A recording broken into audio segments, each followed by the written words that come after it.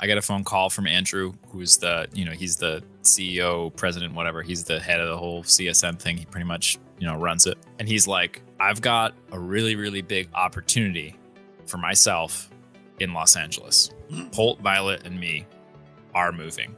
You can come with us. And Axel Toss is living there right now. And he's got an extra room, so you can stay with him. And he's totally cool to cover you on the rent stuff. But I don't have a job for you out there. Like, I'm going out there because I have this opportunity. I can't also take you along to what I'm doing. You're going to have to be able to figure something out. But it's LA. There's a lot of gaming stuff there. Blizzard's out there. There's a bunch of studios. You could give it a shot or not. But I have to know in 48 hours because we're moving fast. That is the absolute greatest ultimatum I've ever heard in my life. Welcome to Inside the Scene, the show that explores the professional side of esports and the stories and challenges and the lessons of those who've turned it into more than a game. I'm your host, Drekken, and on this episode, I sit with the once StarCraft 2 content creator turned UX designer JaKaTak to discuss how a series of phone calls led him to move not once, but over 3 times across the country for no money, just working in esports with the game he loves. Let me ask you a question. How far would you go for your dream job? Would you leave home, family, stability? Tom, better known as JaKaTak, is a passionate guy, leaving a touring music career to make StarCraft 2 content full-time, then transitioning to making YouTube guides, only to find himself to run out of money. Faced with getting a regular job, he makes desperate moves to stay in StarCraft esports and is presented with decisions to take some low-paying and some even moneyless opportunities on the other side of the country. Now, even considering it to some may sound insane. But for Tom, it was about finding a way to keep doing what he loved. And these choices eventually land him in a role with a studio, developing a brand new real-time strategy game. From content creator to game development and the stories of everything in between, let's explore Inside the Scene together with JaKaTak.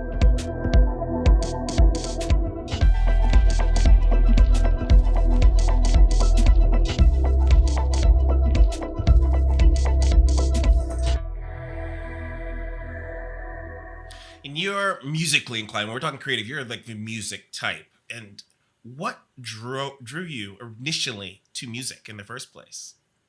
It's hard to say. Music for me has always been part of my life. My mom would always have music playing in the house all the time. We would always be dancing and singing and stuff like that. It's just it was the deal. And yeah, I don't know. We had little instruments in the house, and I would play little drums and recorders and flutes and things, and I would sing in the elementary school choir and all that stuff. I did eventually. I did go to school for music eventually. At one point, I was probably like junior year in high school. I was deciding between if I was going to go for visual art stuff or if I was going to go for music stuff. 2 very, very solid careers. If we're giving advice, that's not it's not the best moves. But it did work out for me. You're going to hear that a lot today, probably. You, as like a musical influences, you're cousins with Jared Paul, who is like, I guess he was a slam poet at the time, but now he's like more of a hip artist, like a hip hop artist manager / promoter right now. How did that influence you kind of growing up? Yeah. So I have 36 first cousins. Okay. That's intense. Yep. It's a big deal. Learned how to not complain and be tough. From them or like Jared from them? Yeah. Oh yeah. Again, a lot of like understanding the rules of physics and just like accepting reality of like, yeah, these guys are bigger than you and they're going to push you around. So what are you going to do about it? You're going to have to figure out your way to navigate that situation, But Jared was always really kind to me. He kind of looked out for me and he tried to like give me advice and mentorship and that kind of stuff. Yeah. And so I always really looked up to Jared. He's about 10 years older than me. And you had aspirations in music, and I'm going to assume that Jared at that time was already maybe in music and doing music. Actually, I taught Jared music. which is interesting. Oh, wow. Yeah, Okay. yeah. That's Jared was doing the poetry slam thing, and he's not naturally a musician at all. Just like being able to like turn the slam poem into like a rap that's on meter and hitting the downbeat was really challenging for him. And so part of the process of forming Prayers for Atheists, which was the band that we were doing, was Jared saying, all right, I've got this very free-flowing slam poetry stuff, and I want to fit into music. I want to go on tour, and I want to do all this stuff. And they had a friend who was playing bass for them, and he got, I think he had to take care of his kids, and real life stuff happened. He couldn't be in the band anymore, and so I got a call, and Jared was like, "Hey, do you want to join my band and go on tour?" And I was just like, "Obviously, I do."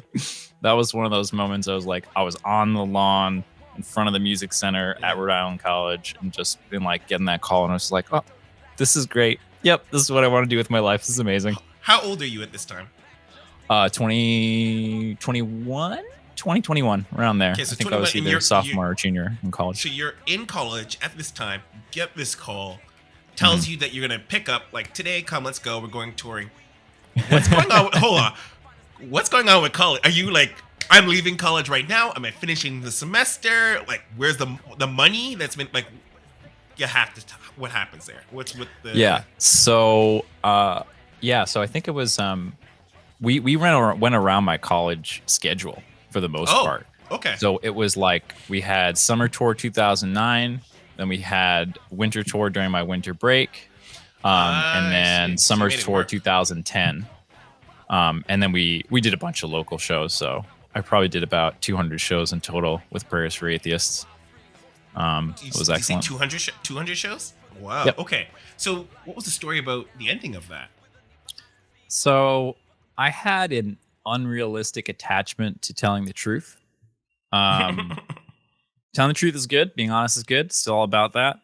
But I was so vehemently opposed to lying at any point in time that it upset me that part of the job was to do small talk with people and make up things that aren't true and pretend that you have commonalities with people so that you can sell merch and so you can build fans and all this other stuff. So the sort of like not on the stage part of the job really at that point, and I think it was very unreasonable, just ethically was like, no, this is wrong. We are lying to people, kind of a feel. And I was just, at the time, I thought like, okay, you should do something that you love to do. And I got super lucky and didn't realize how good I had it. And I was just like, no, it's like, I don't like this part of the job. Therefore, I'm not doing the whole job, which was wrong, which is a mistake. That's in retrospect. In retrospect, yeah. But at the time, I was just like, nope, this is not something I want to do anymore. Quit the band. I quit. I bailed out of all my performance ensembles after that. So I also was in a barbershop quartet. Okay. And we did some shows and things like that. Was that it sounds like you were disenchanted. It's just like this. Yeah. It was very much like the new business kind of a feel, just like being sort of disgusted by it, but like, no, music should be pure and wonderful and beautiful and all this other stuff, and not really wanting to accept any of the practical limitations of being a musician. No matter what job you do, no matter what your career is, there's gonna be a part of it that you don't like. 100% of the time, you can't avoid it. I was a musician. That's so cool. That's so lucky. That's awesome. I was a YouTuber and a Twitch streamer. I'm making a video game right now. And there's still stuff about my job that I don't like it. But you don't have to. It's okay to not like part of whatever the job is. Try to maximize the good parts. But, I think actually another thing that really unlocked a sort of different mode in me was the phrase, the perfect is the enemy of the good. That shattered my brain in a major way, because, especially coming from the Roman Catholic ideology, Christianity as a whole is a lot about purity, right? It's about goodness. It's about doing the right thing. And there's this very binary way of thinking about all that kind of stuff. And so I was always min-maxing, right, my life. And so I was trying to min-max the career so that I had like the coolest career and I was happy 100% of the time, all the time, which is unreasonable, right? Being happy is not a way of being. It's a temporary thing that happens to you and is great. And then it goes away, just like the rest of the emotions do. Like they come up and they go away. They come up and they go away. It's like I was trying to get to some kind of perfection that didn't exist, and I wasn't aware properly that it didn't exist. But yeah, trying to convince me of anything at that time, I was very, very closed off. So at this time, Tom is in his 20s and he's far from a planner. He's prone to impulse like anybody in his 20s is, so he's searching for somewhere else to put his passion. And before he quits music out of disillusion, he gets a hint of where that should go. While on tour, Tom meets someone and it gets serious. So serious, she tells him to move to the other side of the country to pursue StarCraft 2. I met a girl when I was on tour, and we started having a long distance relationship in like 2009. And by the time 2011 was rolling around, we had just kind of been sick of it. Like it would be like 3.5 months she would visit, and then like another 4 months, and I would visit her, and it was just really tough. We were super, super compatible. Everything was going great. And at one point, she was just like, "Why don't you come here and just do StarCraft stuff?"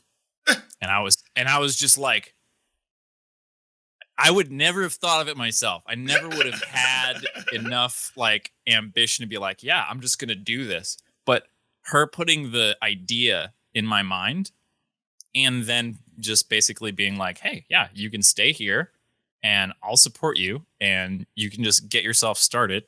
And if it doesn't work out, whatever, we're together, we'll do something else and it'll be fine. But you seem to really, really love this stuff. You should go for it. And Wait, so, were you making content at that time though? Were you like no, you weren't making content. No, I was just playing a ton. Yeah. So how does this leap go? Like, where did she get the idea that like you should just come to? I don't even know.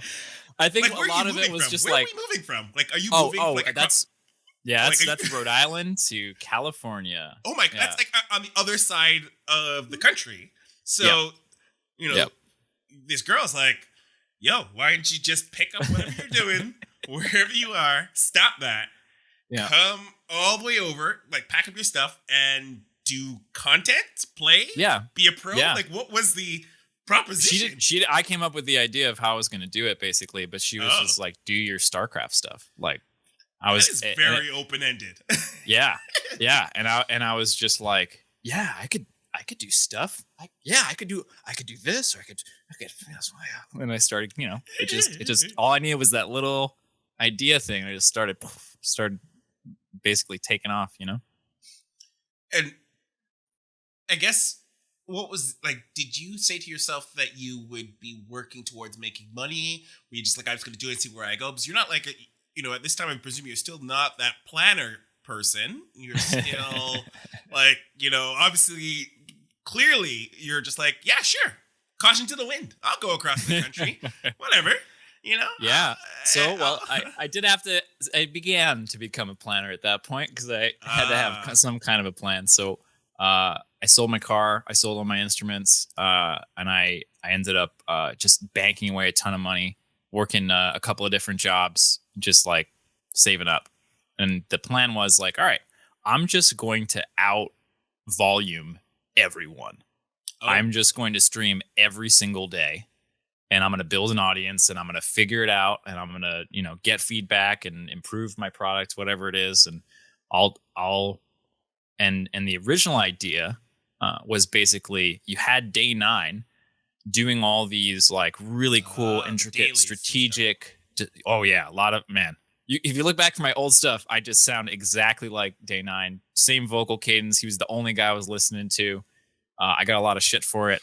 But yeah, Day 9's my hero, obviously. And so So yeah, I was like, well, they're doing all this strategic stuff, but what I found was when I was teaching my friends, they had this huge mechanical barrier to get past, and I was like, I could be the guy who helps people with their mechanics, and their so that way they can properly and more easily benefit from all the people who are like Apollo and stuff who are doing these Mhm. in-depth strategic stuff. Because my friends weren't there yet.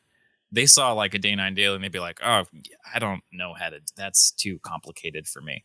And so I was like, well, I'll look out for the noobs. I'll be an on ramp to get people up to that point. Oh, You know, because like day the nine did like, fundamentals. yeah, like day nine did like 5 or 6 dailies that were really newbie focused. And I was thinking, I'll just make it a whole thing. I'll make that my niche and I'll go into that. Tom would go on and stream every day for a year in 2012, except for 3 days where his graphics card died. His goal? Outproducing everyone creating educational content on how to get better at SC2. During this time, he creates the staircase, an alternative method to learning the game rooted in the philosophy of deliberate practice. And the core, a radical hotkey system that takes the player's hands to the opposite side of the keyboard. And if you've ever played an RTS, you know how weird that can feel. But all these systems promises the player a more efficient way of playing. And these unusual takes catch on. And some see the value in what Tom has to offer, while others see the faults. On Reddit, there are comments of love and hate, and Tom doesn't let that bother him. Instead, his attention is on what needs to keep this going: money. Basically, I developed a pretty good sort of tight knit viewer base, folks who I still talk to today, um, and they basically supported me through donations and PayPal and things like that. And after the first year, I ran out of money because I had about a Yeah. year's worth of money, used it up, and then it was gone. And so I was like, okay, this is it. I managed to get. I made a call to action to my viewers, like, hey, guys, I'm out of money. I want to keep doing this. If we can do this for a little bit longer, I'm looking for other angles and whatever. So that bought me 2 more months basically of making content. And then that was just getting into Heart of the Swarm times 2013. And that's when Tutorial Central hit. Like exactly when I needed it. I see. I forget how initially it happened. It was a casting thing. So there was this guy, Yegwin, and he was a Polish guy, and he had pretty good English, but he wanted to work on his English. So he wanted to cast with a native English speaker, and we would do like feedback sessions after, be like, oh, this word, usually it's pronounced this way, things like that. So we would sort of, and he would help me with casting, and like, because he was a lot better caster than I was, and he had better game knowledge than me. So it was a really cool sort of deal. But then WCS came in 2013 and just choked us out. And we went to like 3,000 viewers to 300 viewers. And the investment for the Tutorial Central bailed. I think we had 3 different investors, and two out of 3 bailed. And there was 1 guy left. And at that point in time, I had started my own YouTube channel. And I was like, hey, we could do tutorial stuff on YouTube instead of the casting stuff. It's been working out for me pretty good. Like if I had more production behind me and we could really make a run at it, it might work. And so I said, all right. Tutorial Central, a company? Like, did someone make a company called Tutorial Central first? Yeah. Oh, okay. Yeah, it was like the Yegalis Network or Yegalis TV or something like that. Oh. Initially, it was a Okay. casting thing. We did tournaments. I see. And then once the WCS came in and the tournament model wasn't good anymore, we switched over to the YouTube and doing tutorials. I see. And then I was making money. It was amazing. I had a job. I was making money. That was it. So it took me, about a year and a half of not making any money to start making money. And for you, did you need to find elements of just, I'm trying to think how I would put, like, did you need reinforcement in your mind to say that this was the right path? Or did you like, even though I'm not making money, because a year and a half is a long time to not see progress, not to see this is working, this is where I should be. Mm-hmm. How did you get yourself through a year and a half? Like, what signals did you look for to say this is what you should do? Well, the core was a big part of that. The core is currently and quickly became the most viewed thing in Team Liquid. It blew up in a major way. And so I really felt like I had something special with that. And I felt like I had a unique thing to add to the space. And I was getting a lot of really good feedback from that. We had thousands of users, and we were, improving it and making all these advancements in the layout and trying to learn new tricks and stuff like that. And so I really did feel like I had something special. But a lot of it was just like, I was having so much fun, man. I don't want to stop. I don't want to stop doing it unless I absolutely had to. So I just did everything that I could to just continue going no matter what. I'm very comfortable with the idea that you have to sacrifice things if you want to get what you want. That's kind of probably also from the religious background, right? Giving up things for Lent, right? That sort of deal. For those of you who can follow along with the religious stuff. But yeah, so it's I had a very sort of, I'm living my life, and I got food to eat, and I've got a place to stay, and I'm in a happy relationship, and I'm doing what I love to do, and I believe that it's going to be successful eventually. And for now, this is enough. This is enough for me. Being away from home and not being financially independent were like the two big sacrifices that I was making. And sort of every year that I was away, and every year that I was sort of getting by, but not, being able to save money and, invest or any of that stuff, is sort of move forward, was just sort of like, oh, okay, yeah, yep, this was the cost. This was the cost for this joy I've been experiencing every day. This is what I had to pay for it. And it's sort of like, am I okay with that? It's like, well, first of all, it's in the past, nothing I can do about it. But second of all, yeah, I'm okay with that. Good trade, And that's in retrospect, as opposed to maybe at that, or did you have an epiphany at that moment where you were like, it was kind of a slow developing sort of as more and more Facebook updates came around. I was like, oh, I could have been here now, but I made this choice and now I'm not. Oh, okay. All right. This is a little bit trickier than I thought it would be. Well, Tutorial Central wasn't the last, with investors pulling out and shutting the project. They informed Tom that for legal reasons, he can't continue to use the channel, and those videos you helped us create, he can't upload them anywhere else either. This leaves Tom with just his personal channel, JaKaTak TV, which has a fraction of the reach. Oh, and that relationship, the one we mentioned earlier, the one that got him in this journey in the first place, it just ended. Things aren't looking up right now, and it feels like back to square one. Tom returns home to Rhode Island and gets a regular job. You end up doing JaKaTak TV. You have no access to the Tutorial Central stuff. You got to start over. You've moved back to Rhode Island, and you still haven't quit, which is like I don't know how I have to hammer back at this, because you lose access to the channel. You have to go back home, or back to at least your state, and you're still making content. Like you're just like, am I? I still had money. Still had money in the bank. Still could afford to pay the bills. Just keep going. So at that point, that was I put out a tweet basically being like, oh, Tutorial Central is done. I'm in trouble. So I started working on JaKaTak TV harder.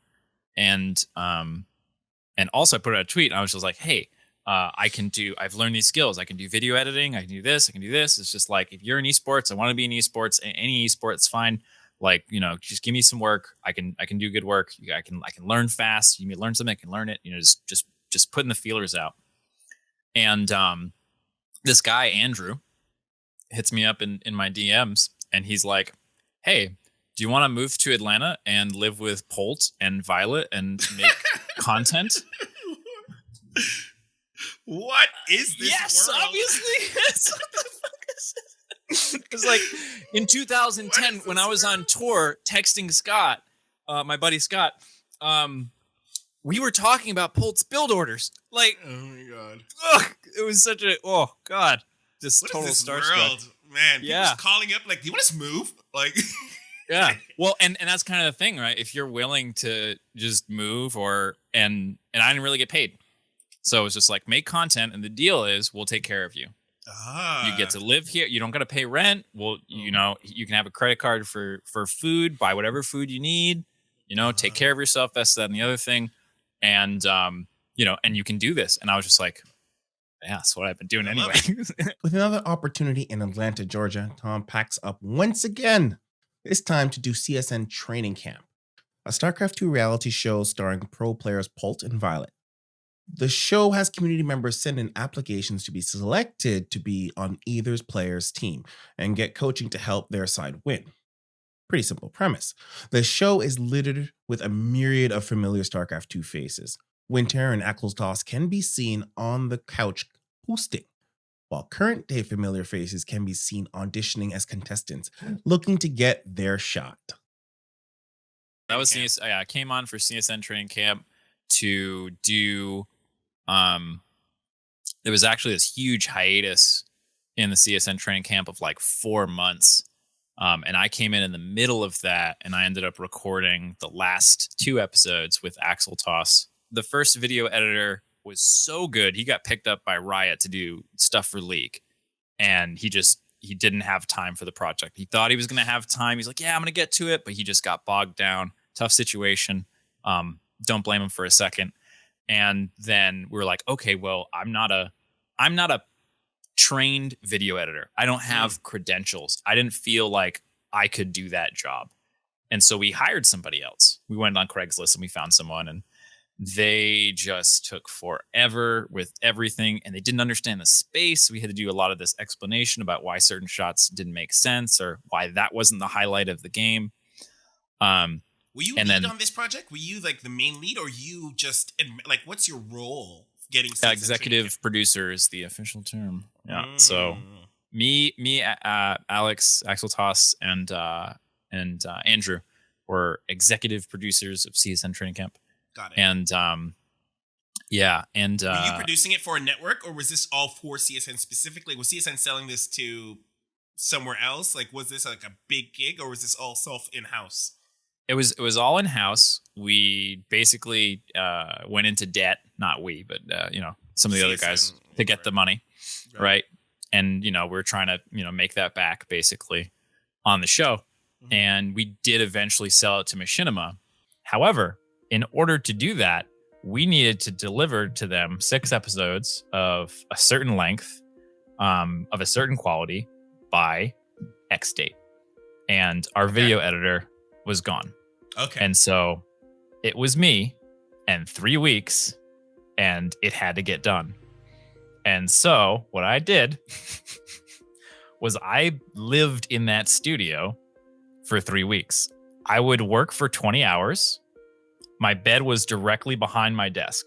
And so I would work for 20 hours, and then I would lay down and fall asleep. It's the only time I've ever been able to sleep on my back because I was just so exhausted. I would just fall asleep, and I would wake up, and I would do another 20 hours, and I would sleep for 8 hours. So it was cycling out of sync with the rest of like time.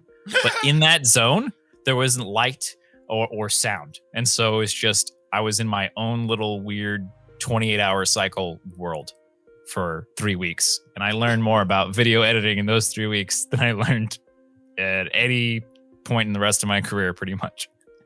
That ended up being on the PSN network, if I remember correctly. That was how that got distributed. Oh man, distribution for that. Oh god, what a nightmare. That was like, so in order for us to make money on it, we had to release it on these ridiculous platforms that nobody was on.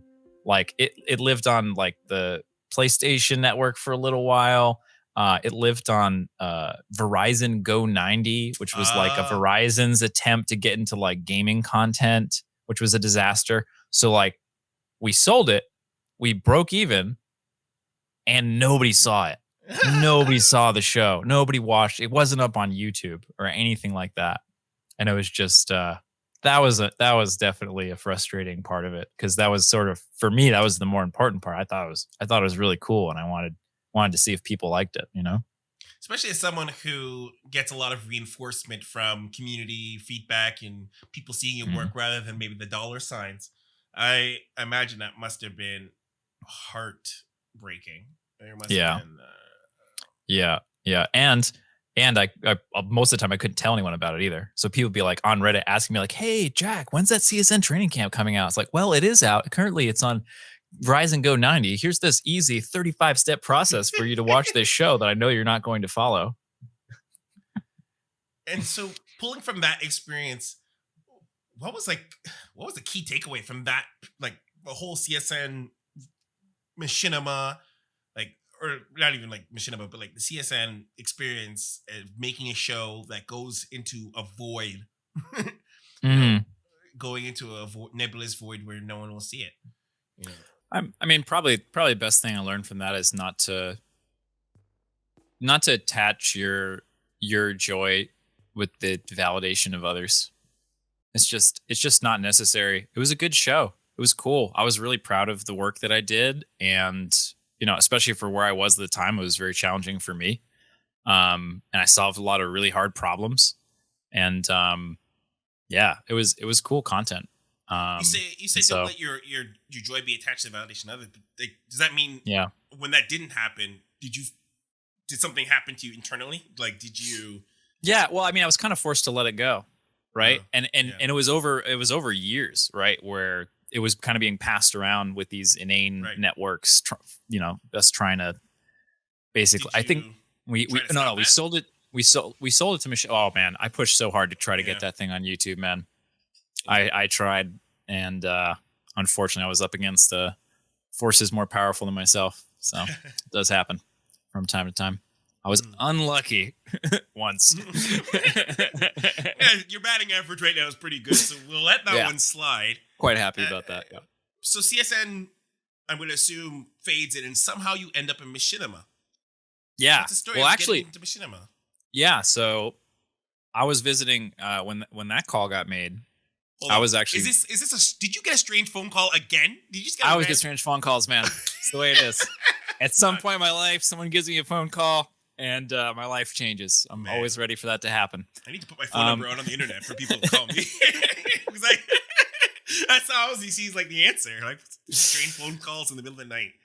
Yeah, yeah. I was visiting family at the time, so I wasn't in Atlanta, and I got a phone call from Andrew, who's he's the CEO, president, whatever. He's the head of the whole CSN thing. He pretty much runs it. Mm-hmm. And he's like, "Listen, I've got a really really big opportunity for myself in Los Angeles. We're moving. Holt, Violet, and me are moving. You can come with us, and Axel Toss is living there right now, and he's got an extra room, so you can stay with him, and he's totally cool to cover you on the rent stuff. But I don't have a job for you out there. Like, I'm going out there because I have this opportunity. I can't also take you along to what I'm doing. You're gonna have to be able to figure something out. But it's LA. There's a lot of gaming stuff there. Blizzard's out there. There's a bunch of studios you could go to. Like, you could give it a shot or not. But I have to know in 48 hours because we're moving fast." We'll find out the answer to that in a second, but first, I wanted to thank our Crown Club members who support this show, and without it, it wouldn't be possible. If you want perks like a convenient audio version or you just want this show ad-free, visit eschamp.com/join to become part of the community and support us in improving the scene. So, back to the show where we left off. JaKaTak was contemplating an opportunity that would have him once again move, this time to California. No job or pay, just the possibility that he could find something that would have to be secured on his own. Oh well, I spent the full time. I was like, holy crap! Okay, here we go again. And so I talked to You thought about every it. single person that I knew. I just spent the whole 48 hours eating, sleeping, and being on the phone with people that I trusted and trying to get their opinion and thoughts on it and trying to work through. And it was just back and forth. So it was like, well, there are these good things about it, but then there's these things that are not good. But yeah, but there are these other good things, and then there's bad things too. And it was just like back and forth for the whole 2 days. Goodness. And eventually it was just like, I can't not do this. If I don't do this, I'm going to regret this for the rest of my life. I have to take this shot. It's like, if I don't take this shot now, I'm never getting this shot again. Wow. Probably. Like, I need to do it. Even though there have been 3 shots prior to this, I want everyone to Yeah. I was always somewhat aware, not often fully aware, but always somewhat aware of like, yeah, this is real lucky. You can't count on this happening again, man. Like, this is an opportunity. I love that. Yeah. And so eventually I said yes, and drove from Atlanta to LA with all this stuff. Okay. Yeah. Me and Andrew went. It was great. It was really great. Hanging out, road tripping it. Yep. Went to the Grand Canyon, saw that on the way. So it was a really cool experience. And I was used to driving from tour, so I can drive 12 hours in a shot, really not a problem. Exciting. I don't know why. To me, that seems like it's like an adventure. Like, it is. My whole life is an adventure, man. It just keeps happening. It's just like more adventures just keep occurring.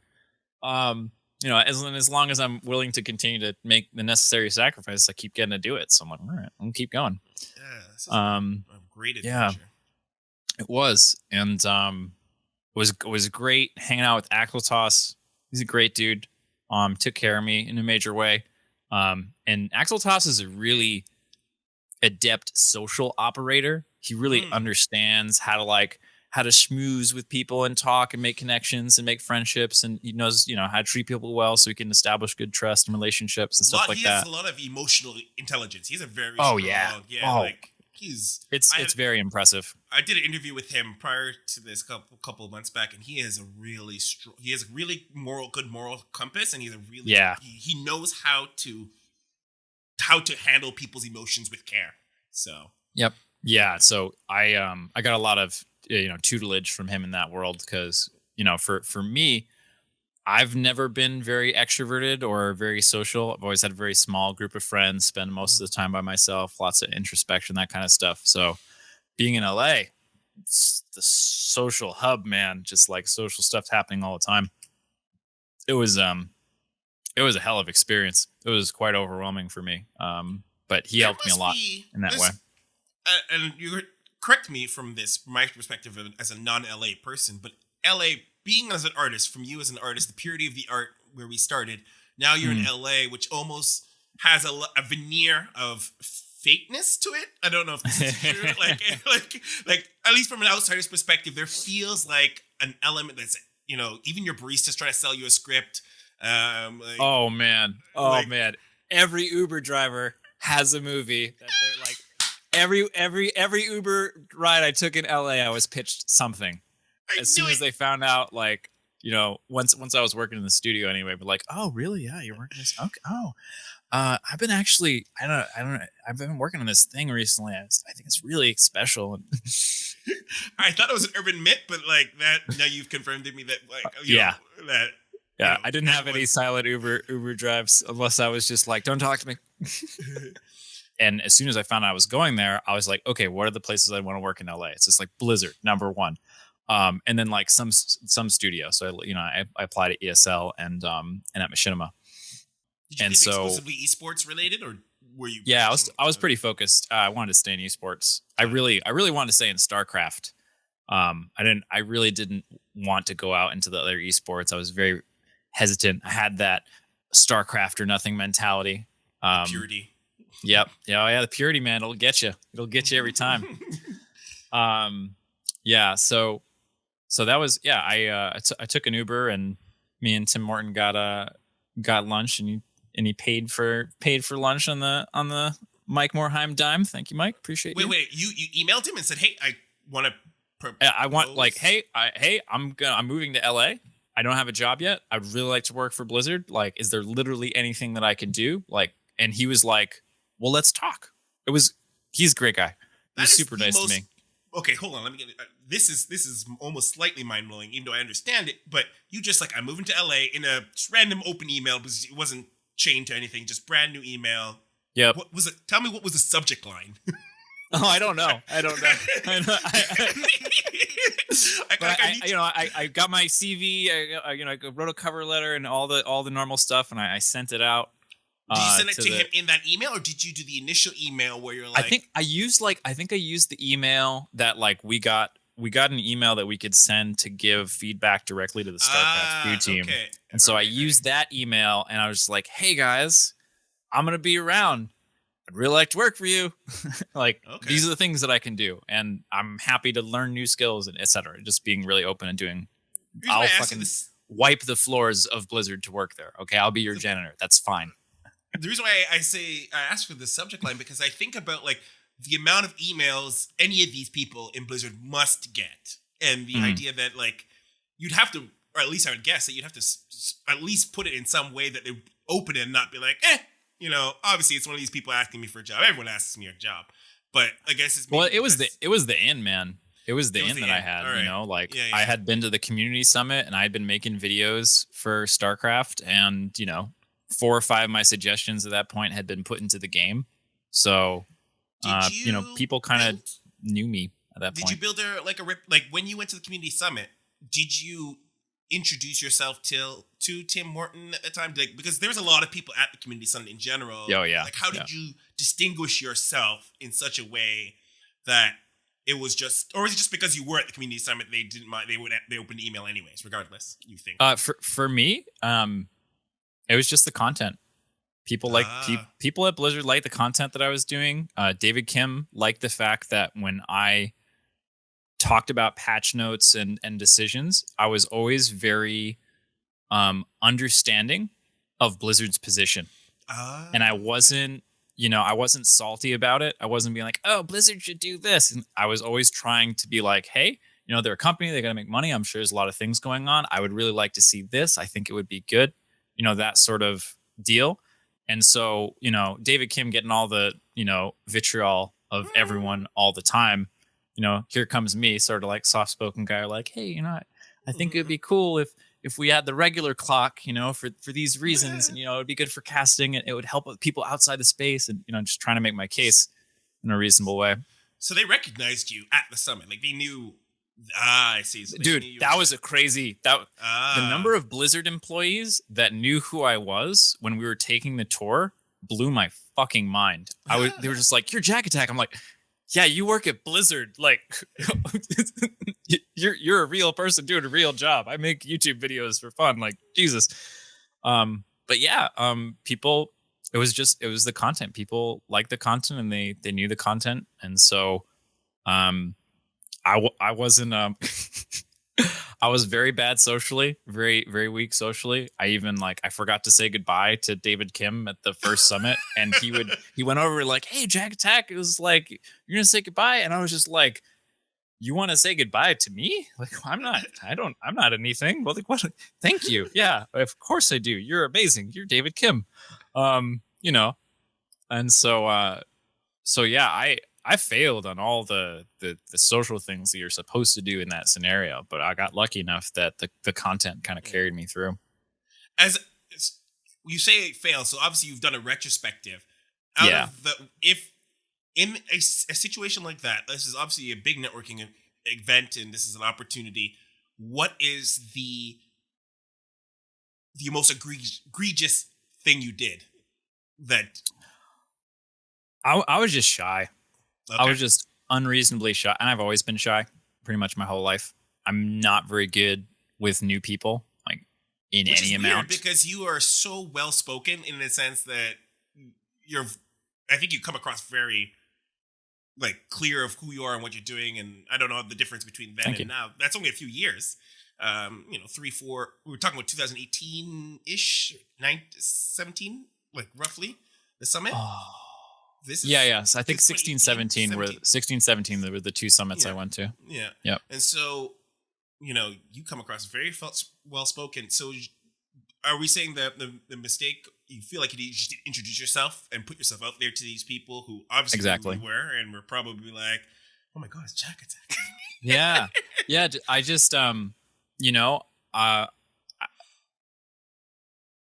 the sort of like being chill and relaxed and at peace, also it sort of suffers from this like drive to go forward and meet people and do this kind of stuff. That's a sacrifice. Is that what you're saying? Is that well it's more like it's like it's probably something I should have done, right? Like I should have put myself out there, but I didn't have enough self-worth or self-value at that time. I just like what, me? I made these YouTube videos and they're okay. You guys are making a video game and I'm not anything, not really have any self-worth at all. Where does the self-worth come from? Because obviously you've recognized the gap now between then and now. What fills that self-worth? That obviously, because by this point you've done a lot of esports related things that have value in the eyes of the community as a whole. But at this point, you feel still like, are we talking imposter syndrome, or are we talking? Is it? What is the self-worth? What is the key to self-worth? Yeah. So for me, it's something that I still struggle with, to be honest. I'm really comfortable on a stage or in front of a camera. If I'm in front of a camera on a stage, that's when I can be most myself. And I think it's because I have this feeling that I have the permission to be selfish, to talk about myself or any of that kind of stuff. I guess the environment that I grew up in was, be humble, just don't take yourself too seriously, kind of a space. And so putting myself out there is definitely something I'm not very good at, in general. And so experience helps. At this point, it's sort of like, I did a bunch of stuff over there. Okay. All right. And this crazy thing happened and I figured it out. And this problem happened to me and I figured it out and I'm okay. And it happened again. It's sort of like, okay, maybe I got something here, And so like little drops of evidence in the bucket. Like, there was this really hard thing that happened and you did it. You accomplished it and it was good. And it was like, oh, okay. Yeah, I guess I can do that. Being in LA without a source of income sucks. You're on a timer and you need to find something. Anything. Fortunately, Alex Arguguez, aka Axeltoss, provides Tom with a place to stay and advice on how to get his foot in the door.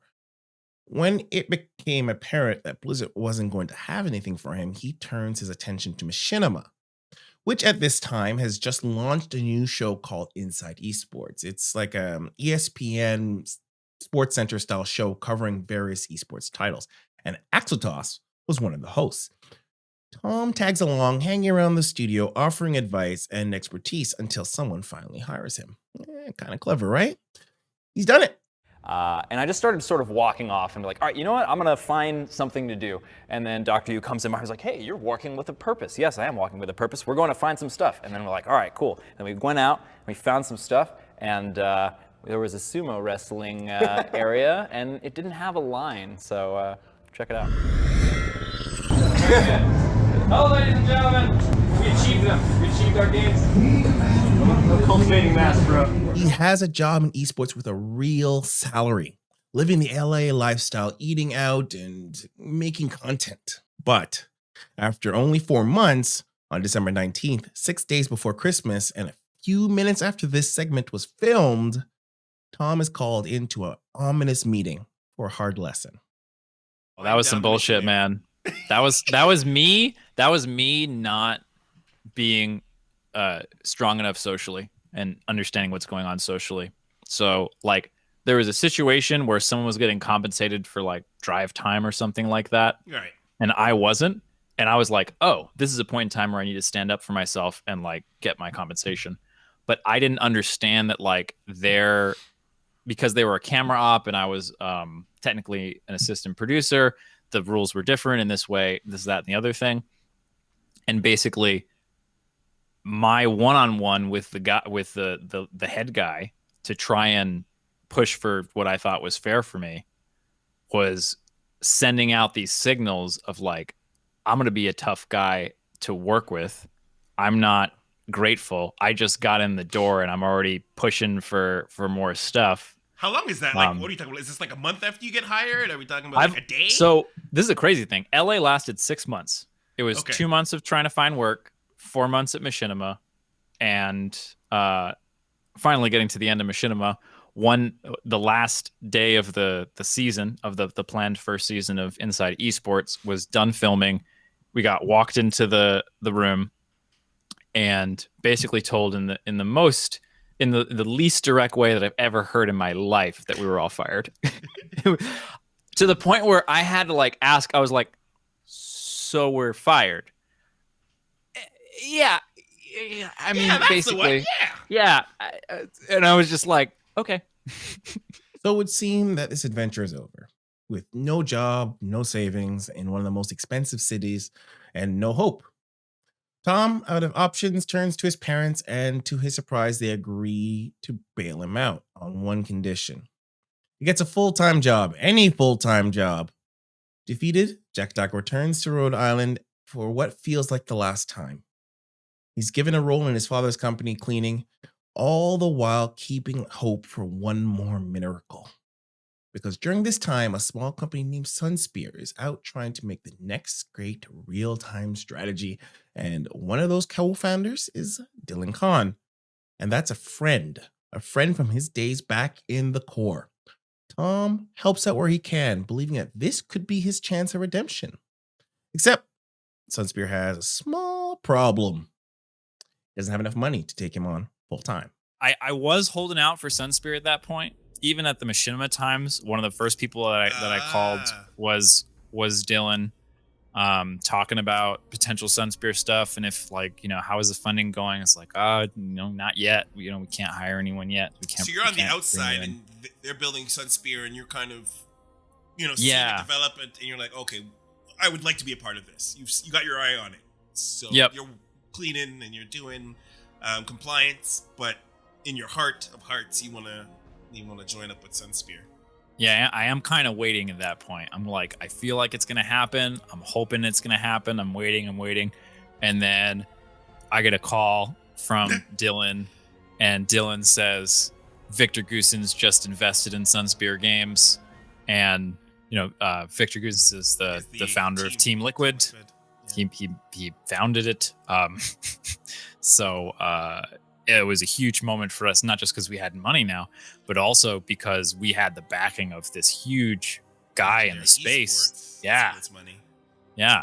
And so it was just like, all right, cool. Things are happening. And then soon afterwards, I was done, man. This is just at the beginning of COVID times, March 2020. Okay, we're almost up at today's dates. We're getting close. Yeah. So hold on. Did they say to you, we want you to move out to XY? Oh yeah. Oh yeah. Yeah. Oh yeah. It's like, hey, do you want to live in Oregon? I was like, is that where Sunspear is? Yes. For those of you at home when you're watching this, I want you to count the amount of times Tom has been called and invited to a strange state or city he has never been in to live. Yep. So you've moved to Oregon. Yep. Keeping this philosophy in mind of no pictures. Yep. You've driven across this country to Oregon, to where you will go work at Sunspear. What are you bringing to the table, by the way, at this time, in terms of skills to Sunspear? What is it that you're being brought on the basis of? Is it content creation? Is it programming? Is it video editing? You've amassed a lot of skills over our conversation. What is the one that they're like, we need you for this? So my primary specialty is teaching. So I'm in charge of basically teaching people how to play RTS, which is more or less what I've been doing this whole time. But now I get to do it in this space where I can imagine something and it gets coded and created and it becomes a real thing. Yeah. Teaching, education, Yeah. which is really amazing. The progression that this thread of teaching has remained consistent. This teaching has remained consistent throughout majority of your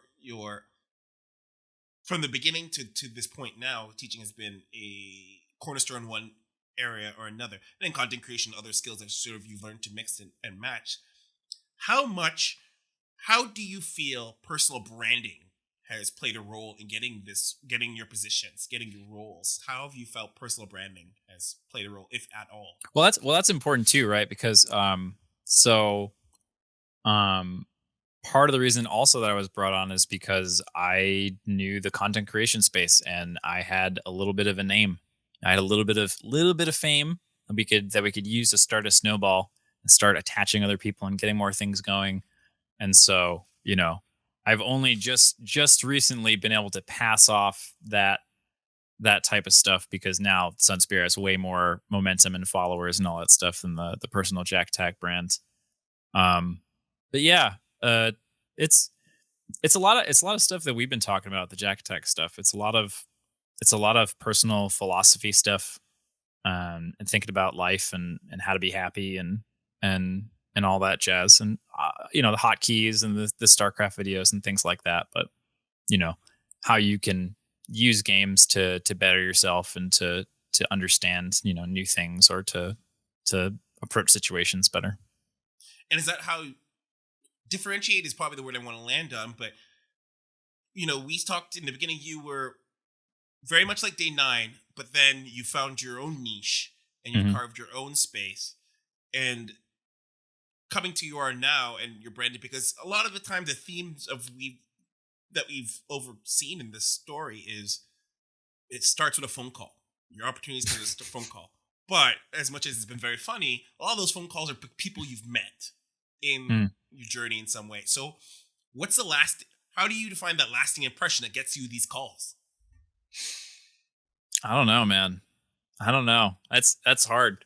That's hard. I mean, because there's a thread here, because every time, whether it was your cousin or if it was, the guy from CSN or, Sunspear, someone has picked up most people, like a lot of people, we talk about hustle culture and people are trying to get these, foot in their door and they're putting their feet in the door as closing. You're off doing your thing and someone calls you. Mm-hmm. So there's a pull as opposed to a push. Yeah. So, what do you feel is maybe the element that caused the pull? Because it's consistent. It's not like it's a one-off. There's a consistent call. And so what do you think is the lasting impression that pulls people to you to pick up that phone? I'm assuming it's literally call, not like text message. No, literal phone calls. Yeah. Like in a day when people send emails, text, these people pick up the phone. As early as 2020, 2019, pick up the phone and call you and say, here is an opportunity. Well, people, so I've been in a world where most people are like looking for an opportunity. These opportunities fly to you. So what do you think is I want to call it your Zelda key. I'm going to call it the Zelda key. Like, what is the Zelda key that you keep finding in these dungeons that call these opportunities to you? I think people have come to understand that I'm willing to do pretty much anything to keep doing what I love. And is that from your consistency? Like, I'm presuming you don't send that message like actively.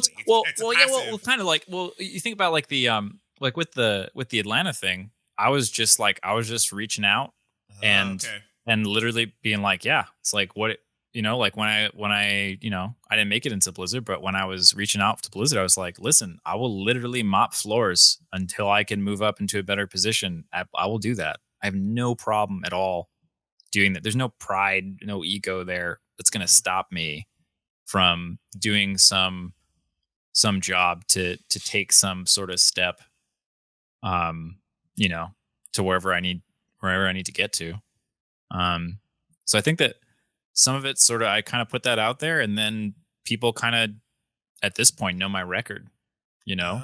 Okay. Like they understand, like, yeah, JaKaTak doesn't give a fuck. He just, he just wants to keep doing game stuff. And I'll drive across the country, I'll live in some weird place, I'll make no money, I'll be away from friends and family and all that kind of stuff, and I'll make the sacrifices. I'm totally down with it.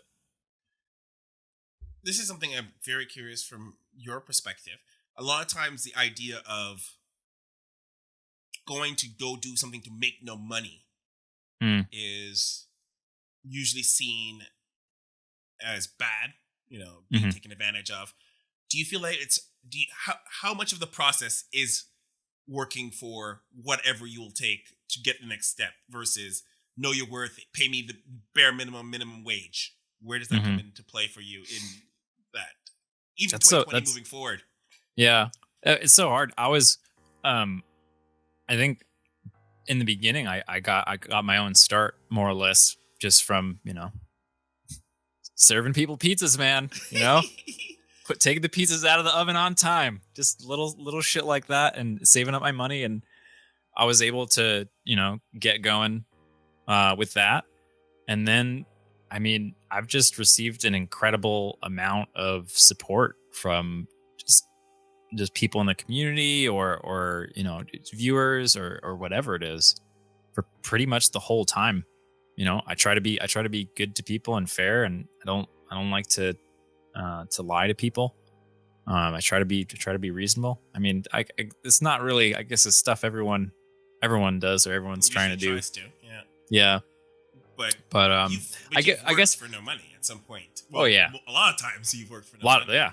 Yeah, certainly. Is that just part of leading up to these points? Is that just a part of the journey to be able to work in esports, or even just get a place where obviously you're not in this position where you're sleeping on the floor or anything like that, or you are. I don't know. I didn't ask that point, but no, I got a regular bed and everything. Slept in it last night. Got great sleep. It was wonderful. And so you're at this point.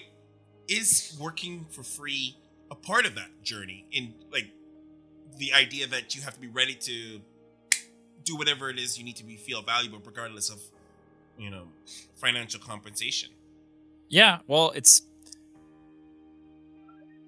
people don't know you all the time, and you gotta prove to them with evidence, not with words, that you can work hard and you can produce valuable work. And so, one of the months the first month I was looking for a job in LA, and the second month I was just sitting on the floor in Machinima being like, hey, do you need an extra? Hey, can I write that up for you?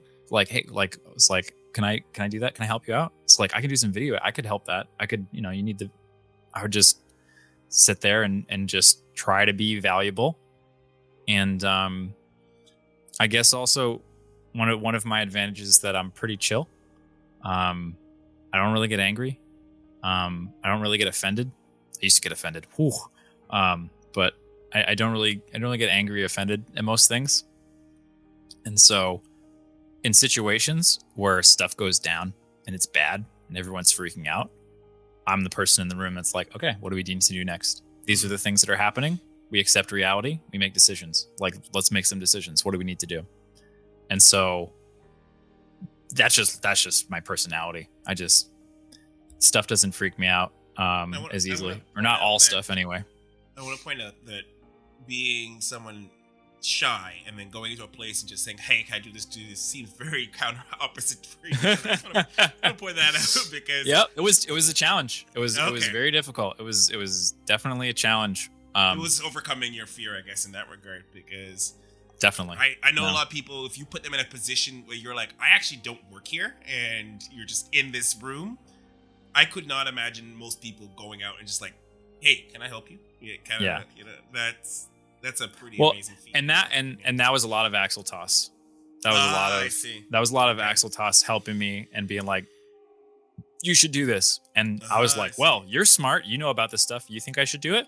Okay, I trust you. I should. So I'm going to do it. It's a good move. You think it's a good move? I think it's a good move, That makes a lot of sense then, because So yeah, that's that was really there's a bit important. there's anxiety from that. Like I got anxiety yeah. thinking about, like, Whew. and I could think of myself as an extroverted person, but even just showing up in a studio where you have no business be, Mhm. and just Mhm. being like, you know what, can I help you? Need help? And these people are probably busy, and you're like, well, that's how I Yeah. say myself. At least Well, that's the thing. That's the thing. Like everyone's slammed, and it's all they got to make a live, not a live show, but they got to make a new show every day. And Yeah. so like they need to find stuff on the internet to talk about with esports. And I was very tapped into the scene and be like, oh, hey, this happened over here. It's like, oh, hey, we could write a story about this, and just like, helping out, just figuring out ways to do that, sitting on the floor. And a lot of encouragement from Maxwell Toss. That was really, really important just for my development as a person, and for obviously for getting that job. Yeah.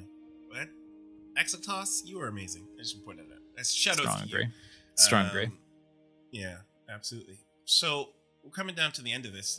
We've had a fantastic conversation, and I wanted to know if you were to talk about, if we go back to the start of our conversation, to the Jack, to the Tom of like, JaKaTak, so easy to say. To the Tom going to your first opportunity, getting onto the road to go on the tour. What advice would you say to young Tom, as from current Tom? I think that early on, trying to help myself let go of the purity thing in some way would probably be one of the biggest unlocks at that stage. Really, I watched a TED Talk by some guy, and it was just sort of like, you want to make change in the world? You want to do all this cool stuff? You have all these ideals? That's great. Make money. Because that's how you get change to happen. You can sit around and be mad and complain that all the rich people are making all the decisions and they're bad decisions, and you would make better decisions. Go out and get some fucking money. And when you do have the money, you can change the world. If you stop looking at money as this negative enemy thing, and you just accept, this is the world I live in, and this is an avenue for me to be able to make change, and you figure out a way to do that, then it's great.